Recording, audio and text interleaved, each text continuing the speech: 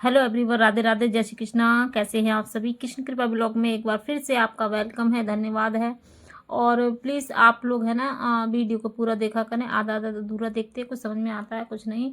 तो ये मेरा न्यू चैनल है दोस्तों, और देख सकते हैं इस तरह से मेरे ठाकुर जी बैठे हैं और मैं जा रही हूँ शाम की ये पूजा करने। तो शाम की ये पूजा है, मैंने इसमें दिखाया है कि इवनिंग डेली रूटीन में कैसे करती हूँ, मैं आज इस वीडियो में दिखाने वाली हूँ। तो प्लीज़ वीडियो को पूरा देखें।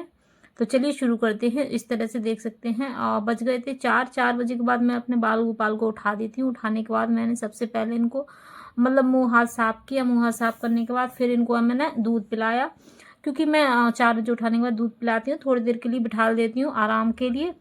तो इनके लिए आराम की, फिर मैंने इनकी चिराग जोड़ी और पूजा करी। तो 5 बजे तक मैं इनकी पूजा कर देती हूँ, क्योंकि इनको जल्दी सोना होता है। तो इस तरह से अब 5 नहीं 6 बज गए, 6:30, आज अंधेरा हो गया है ज़्यादा। फिर मैं आ गई अपनी तुलसा जी में। तो देख सकते हैं तुलसा जी हमारी है ना एकदम से सूख गई हैं, आप मतलब पत्ते झड़ गए हैं, जो कि पतझड़ बोलते हैं ना, जो बसंत ऋतु आती है, तो इसलिए सारे पत्ते हिल गए हैं। बस डंडी डंडी खड़ी हैं। तो मैं मतलब जोत में डेली ही जलाती हूँ। इस तरह से देख सकते हैं 2 तुलसा जी हैं, दोनों ही हमारे पत्ते नहीं रहे, जो दल बोलते हैं, तुलसी दल नहीं रहे हैं। तो देख सकते हैं इधर से हमारे पौधे रखे हैं, ये हमारा मेन गेट। तो देख सकते हैं कितना अंधेरा हो गया और कुछ काम कर रहा है यहाँ पे, मतलब मतलब घर वगैरह बनना है। तो ये लोग है ना अपना सामान ले जा रहे थे। तो देख सकते हैं हमारे ये थोड़े छोटे छोटे पौधे हैं, छोटा सा मिनी गार्डन हमने बना रखा है। तो देख सकते हैं हमारा एरिया खुला हुआ है। चलिए अब आ जाते हैं हम रसोई में। तो हमने पूजा कर ली, बिल्कुल सरल भाव से करते हैं हम, ऐसे ही डेली कर जाते हैं। तो देख सकते हैं इस तरह से हमने ये चावल निकाले हैं। तो ये चावल है खीर वाले। तो आज हम बनाने वाले हैं खीर अपने बाल गोपाल के लिए।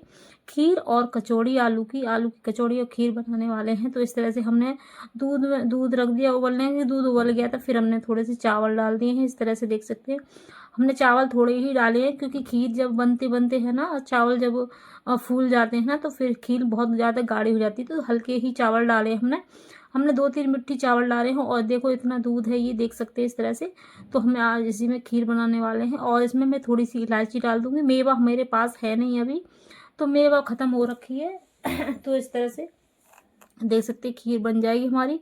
और मैं उधर बातों में लग गई, तब तक है ना दूध भी निकल गया। देख सकते हैं कितना दूध निकल गया। और ये दूध निकल जाता है। तो थोड़े से आलू रखे थे दोपहर में हमने, थोड़े से बच गए थे, पराठे बनाए थे, तो उसी में से आलू बच गए थे। और कुछ आलू मेरे पास नए थे, तो फोड़ के हम इनको है ना तैयार कर लेते हैं, बेस बना लेते हैं कचौड़ी का। क्योंकि आज पता नहीं क्यों मन में ऐसा ही भाव आ गया कि चलो आज है ना कचौड़ी बनाते हैं। वैसे सुबह मैंने पराठे बनाए थे, लेकिन फिर मैंने सोचा चलो बना ही देते हैं, मेरे बाल गोपाल भी खा लेंगे। तो ये अच्छे आलू रखे थे। तो इस तरह से थोड़े से आलू और रखे थे, मैंने फोड़ के है ना सबको मिक्स कर लिया। और मिक्स करने के बाद मैंने आलू बना के रख दिए हैं। और ये है आटा, आटा लगा रही हूँ। तो आटा में मैंने थोड़ी सी हींग डाली है, नमक डाला है। तो हींग जरूर से डाला करें, क्योंकि आजकल है ना कुछ खाया पिया जैसे कचौड़ी पूड़ी हम जब बनाते हैं ना, तो हमारे पेटों में पछता नहीं, मतलब पता नहीं क्यों नुकसान कर जाता है। तो थोड़ी सी हींग डाली है, नमक डाला है। मैं नमक हमेशा ही डालती हूँ, जैसे कचौड़ी पराठा, आलू का पराठा बनाती हूँ, या फिर आलू की कचौड़ी वगैरह बनाती हूँ, तो उसमें मैं आटे में ना नमक मैं ज़रूर से ही डाल देती हूँ, क्योंकि नमक डालना सही रहता है। नमक से थोड़ा सा आटा सॉफ्ट सा हो जाता है और थोड़ा स्वाद भी आ जाता है। तो इस तरह से नमक और मैंने है ना थोड़ी सी हींग डाल के और मैं आटा लगाने जा रही हूँ। तो मैं आटा लगाने के बाद आपसे मिलती हूँ। चलिए ये देख सकते हैं इस तरह से ये आटा लग गया है मेरा, और इधर मेरे आलू तैयार हो गए। और देख सकते हैं खीर, तो खीर लगभग बनी ही गई है। देख सकते हैं इस तरह से बनने ही वाली है अभी खीर। तो खीर बनने में थोड़ा टाइम लगता है, और धीरे धीरे जब बनती है ना खीर तो अच्छी लगती है, क्योंकि एकदम से चावल घुट जाते हैं। और घुटी हुई खीर बहुत अच्छी लगती है। खड़े खड़े चावल जब रहते हैं ना, तो वो स्वाद नहीं आता खीर में। तो इसलिए है ना थोड़ा सा हल्की आंच पे मैंने हल्की आंच करके मैंने रख दिया है थोड़ी देर के लिए ढकने के लिए।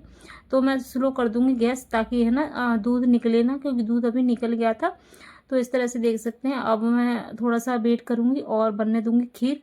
तब तक है ना घर में सब लोग आ जाएंगे, फिर मैं बना के तैयारी करूंगी। तो मैंने ये ले ली कढ़ाई। तो कढ़ाई में तेल डाल देती हूँ, देख सकती हैं इस तरह से। तो थोड़ा सा है ना जो मैंने पूड़ी बनाई थी अपने बाल गोपाल के लिए, तो मैंने ऐसे ही भर दिया था तेल। तो तेल भरने के बाद थोड़ा सा कचरा था, मैंने फिर मैंने ये कढ़ाई को मैंने खाली किया। खाली करने के बाद फिर मैंने छलनी से छान के मैंने फिर तेल को डाला है। तो अभी मैं दिखाती हूँ इस तरह से, देख सकते हैं। और अभी ऐसा ही है तो मैं छानने के लिए मुझे नहीं मिला कुछ, फिर मैं देख रही थी और इधर मैं वीडियो ही बना रही थी। तो मुझे है ना थोड़ा सा मतलब मैं सोच रही थी कैसे करूँ। तो इधर इधर देख सकते हैं कढ़ाई में मैंने है ना सारा छान के तेल साफ कर लिया था, फिर मैंने कचौड़ी बनाकर डाल भी दी थी, क्योंकि मैं वीडियो नहीं बना पाई थी। क्योंकि कभी कभी ऐसी दिक्कत हो जाती है ना कि वीडियो हम शूट नहीं कर पाते जिस चीज़ की हमें लेना होता है क्लिप। तो चलिए कोई बात नहीं, इधर हमने कचौड़ी बनाकर रख दी है। देख सकते हैं इस तरह खस्ता खस्ता कचौड़ी बनकर हमारी तैयार हो गई है। और बहुत ज़्यादा कुरकुरी हो रही थी एकदम से, बहुत ज़्यादा सॉफ्ट सॉफ्ट नहीं, मतलब हार्ड सी। जैसे धीरे धीरे मैं बिल्कुल स्लो आंच पे मैं बना रही हूँ, एकदम स्लो आंच है, तो स्लो आंच पे ही मैंने बनाई है।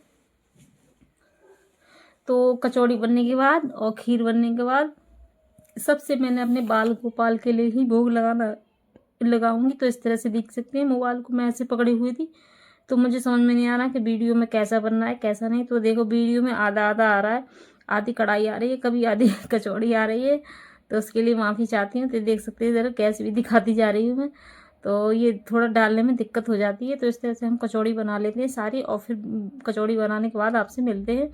तो ये 2 कचौड़ी भर के रख ली थी। और मैं बनने के बाद क्या करती हूँ पता है, मैं आटा नहीं लगाती सूखा, क्योंकि आटा लगाने से पता है पूरा तेल ऑयल जो होता है ना हमारा ख़राब हो जाता है। तो हम है ना क्या करते हैं, हम थोड़ा सा तेल लेके और उसी पे बेल लेते हैं। जैसे देख सकते हैं इस तरह से मैं और तेल ले लिया थोड़ा सा, और मैं इसे बेल लूँगी ताकि ये पतली हो जाएगी, और ना तो बीच में मोटी हो जाएगी, खाने में बिल्कुल स्वाद नहीं आएगा। तो इस तरह से देख सकते हैं हमने थोड़ी बेल ली है पूड़ी की तरह। अब बहुत कुरकुरी बनती है, बहुत अच्छी बनती है। तो इस तरह से देखो, अब धीरे धीरे मैं सेकती जा रही हूँ। तो सेक सेक के मैं पहले इकट्ठा कर लूँगी, तभी सब लोग खाएंगे। तो इस तरह से देख सकते हैं ये मैंने सेक ली, तो लाल लाल सेक रही हूँ एकदम ताज़ा ताज़ा। देख सकते हैं आप लोग भी खा लीजिए। कचौड़ी बनाई आज मैंने अपने बाल गोपाल के लिए।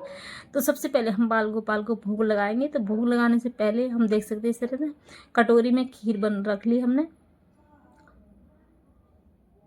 और खीर बहुत अच्छी बनी थी, और सब लोगों ने खाई तो बहुत तारीफ़ की थी, खीर बहुत अच्छी बनी। लेकिन इसमें मेवा नहीं थी, कुछ भी मेवा नहीं थी, सिर्फ मैंने इलायची के दाने डाल दिए थे। और इलायची के दाने डालने के बाद भी खीर बहुत स्वाद हो जाती है, बहुत स्वाद बनती है। तो जब कभी मेवा नहीं होती तो मैं ऐसे ही बना लेती हूँ, क्योंकि हर टाइम है ना मेवा हमारे कंफर्म मतलब ज़रूरी नहीं कि हमारे घर में हमेशा मेवा रहे। तो इसीलिए थोड़ा सा पानी ले लिया है मैंने, और पानी कचौड़ी खीर मैंने रख ली है थाली में। और सबसे पहले अपने बाल गोपाल को भोग लगाते हैं। तो चलिए देखिए शाम को हमने बनाई देखी कचौड़ी, तो मेरे बाल गोपाल बहुत खुश हो गए थे कि हाँ आज कचौड़ी बनाई है। तो मेरा भी मन था, और मैंने कहा लाओ आज मैं कचौड़ी ही बनाती हूँ। तो इस तरह से थोड़ा सा पानी को हम छिड़काव कर लेते हैं, ताकि है ना कोई वैसी वो ना हो, क्योंकि हमेशा हम बाल गोपाल को भोग लगाते हैं तो इसी तरह लगाते हैं। तो सबसे पहले देख सकते हैं हमने तुलसी दल डाली, हल्का सा रखा था हमारे पास, तो तुलसी दल सूख गए हैं। लेकिन क्या कहते हैं कि अभी तुलसी दल है नहीं। और देख सकते हैं इस तरह से हम प्यार से भोग लगाएंगे धीरे धीरे। हम है ना अब 5 बार या 7 बार ऐसे भोग लगाते हैं, ठीक है। एक बार भोग लगा के छुआ के छोड़, और कुछ लोग क्या करते हैं कि भोग को रख के छोड़ देते हैं। तो भोग को अगर रख के छोड़ दोगे तो बाल गोपाल भोग कैसे लगाएंगे। तो इसलिए हमेशा उनको पवाना चाहिए प्यार से और लाड़ दुलार से उनको। जैसे हम बच्चे को अपने भोजन कराते हैं, बच्चे को खिलाते हैं, वैसे ही हम खिलाते हैं, हमारा ये श्रद्धा है। और हम है ना शुरू से ही ऐसा करते हैं, हम कभी भी रख के छोड़ते नहीं। तो इस तरह से हमने भोग लगा दिया। भोग लगाने के बाद अब इसको मंदिर को कर देंगे पर्दे को बंद, ताकि वे अपने अच्छी तरह अपना पालेंगे। तो देख सकते हैं पर्दा ज़्यादा छोटी छोटी है मेरी। तो इस तरह से देख सकते हैं भोजन पा लिया है ना। अब मैं भोजन ही उठा लूँगी, और ये भोजन है ना सब लोग हमारे घर में खा लेंगे। तो इस तरह से ये भोजन मैं ऐसे ही करती हूँ हमेशा। इनको भोग लगाने के बाद उठा लेती हूँ, उठाने के बाद सब लोग हमारे खा लेते हैं। तो इस तरह से देख सकते हैं हमने भोजन को उठा लिया है। तो हमारी है ना शाम को ऐसी पूजा आती है। तो हमने भोजन जो उठाया था वो हम सब देख सकते हैं खा चुके थे, और खाने के बाद टाइम हो चुका था 9 बज गए थे। 9 बजे बाद हम लड्डू गोपाल को सुला देते हैं।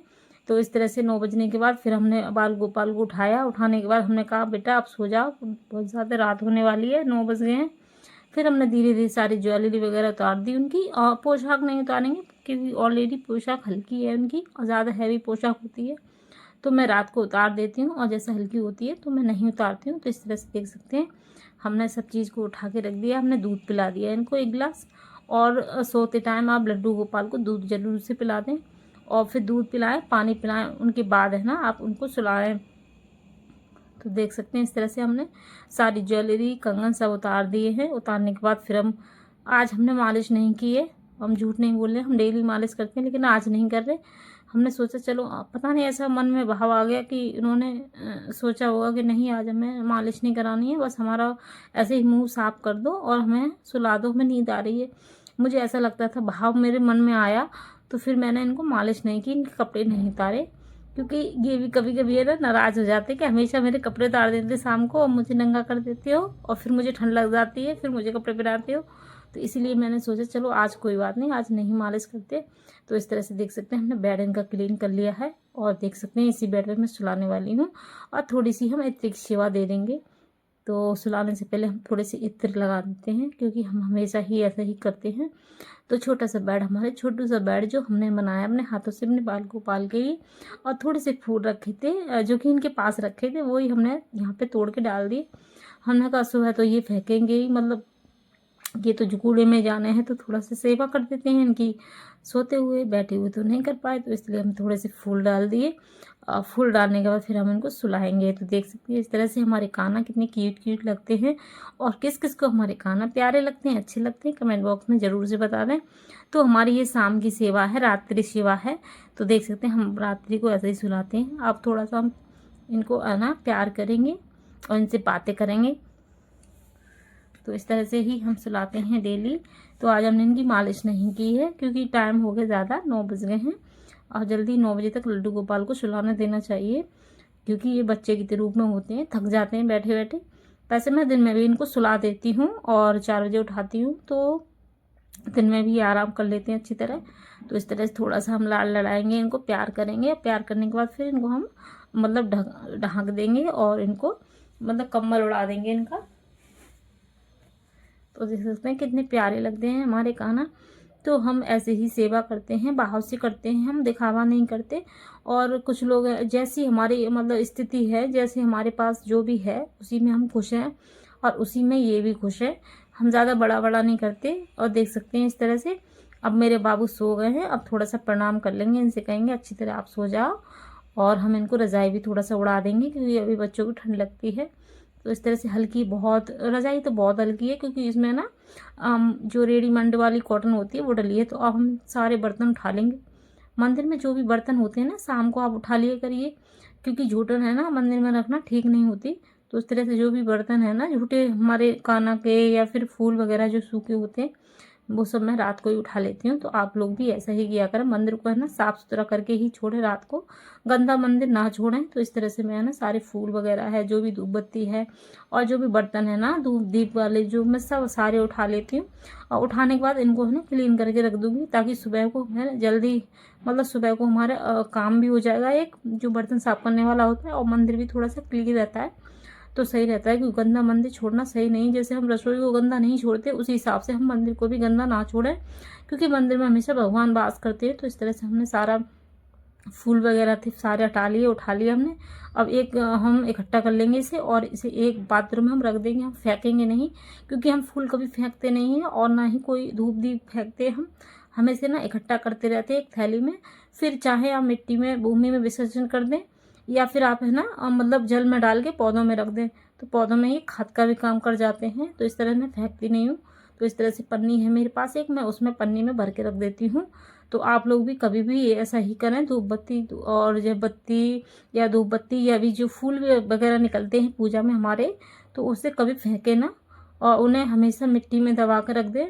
तो इस तरह से देख सकते हैं मेरी रसोई उधर है, तो मैं जा रही हूँ अपनी रसोई में अपने बर्तन को साफ़ करने। तो मैं डेली ऐसा ही करती हूँ, रात को बर्तन को साफ़ करके छोड़ दे रखती हूँ, और मंदिर को भी क्लीन कर देती हूँ। तो मेरा ऐसे ही रूटीन होता है डेली। तो देख सकते हैं इधर मैं आ गई हूँ मंदिर वो रसोई में, तो अपने बर्तन को साफ़ करके रख देती हूँ। अभी मेरा ये ही रूटीन होता है। तो रात को बर्तन साफ़, जैसे हम रसोई में अपने बर्तन साफ़ करके रखते हैं, तो वैसे ही आप है ना मंदिर की बर्तन रात को ही साफ़ करके रखते हैं। एक तो आपका है ना समय बच जाएगा, सुबह में जो भी आप पूजा पाठ करते हैं ना, सुबह में थोड़ा टाइम मिल जाता है, बर्तन साफ करे हुए मिलते हैं तो। और दूसरी बात, मंदिर क्लीन हो जाता है, क्योंकि मंदिर में भगवान वास करते हैं, तो मंदिर को हमेशा साफ सुथरा रखें। और जो फूल वगैरह होता है कभी फेंके ना, उसे स्टोर करके रखें, ठीक है।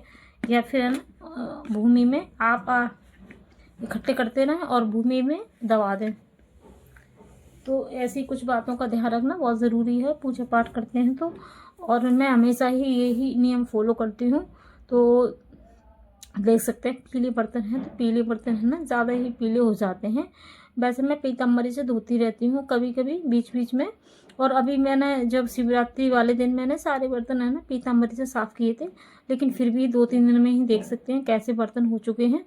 तो आप भी ऐसा ही करें, बर्तन को हमेशा साफ़ सुथरा रखें, कभी भी काले बर्तन ना रखें पूजा में।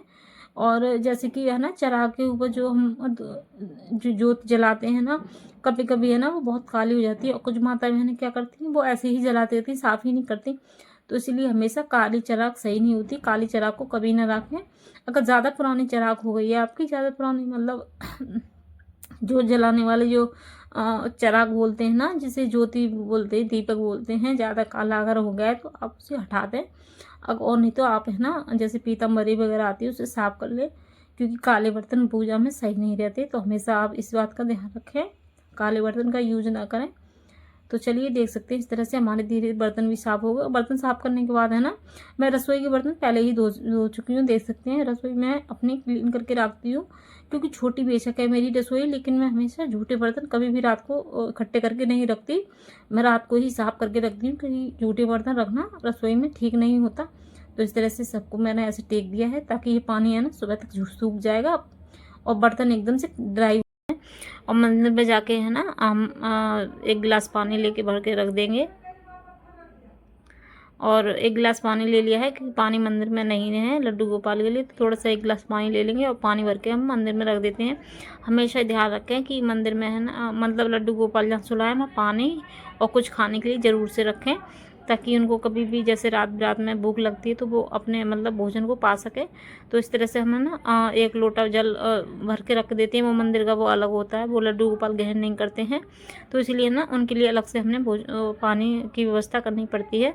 तो इस तरह से मैं अलग से पानी 1 गिलास भर के रख देती हूँ और ढक के, ताकि उन्हें जब भी प्यास लगे वो पी लेंगे। तो फ्रेंड्स देख सकते हैं आज वीडियो में मैंने ऐसा इतना ही बताया है। चलिए मिलते हैं नेक्स्ट वीडियो में। और ये वीडियो आज मेरी इतनी ही है, और फिर मिलते हैं नेक्स्ट वीडियो में। अच्छी लगी वीडियो लाइक कमेंट शेयर करना। राधे राधे राधे।